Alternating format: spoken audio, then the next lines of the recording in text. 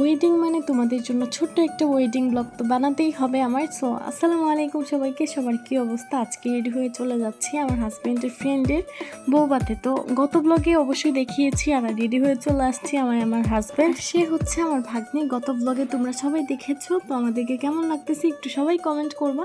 তারপর হচ্ছে আমরা চলে যাচ্ছি বউভাতে যাওয়ার জন্য।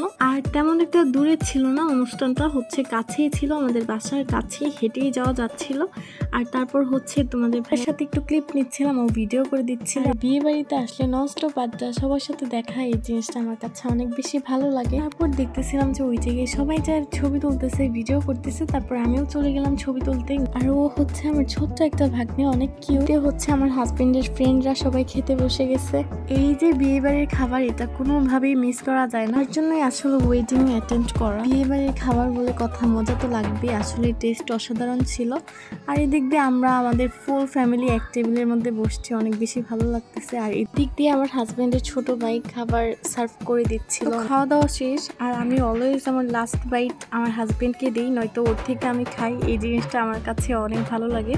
তারপর লাস্ট মোমেন্টে ছিল জর্দা, ওইটা খাইলাম। তো খাওয়া দাওয়া শেষ, ও চলে আসছি বউ আর জামাইয়ের সাথে ছবি তোলার জন্য, আমি আর আমার হাজবেন্ড মিলে। আর ওদের জন্য দোয়া করি, ওরা যেন সুখী হয়।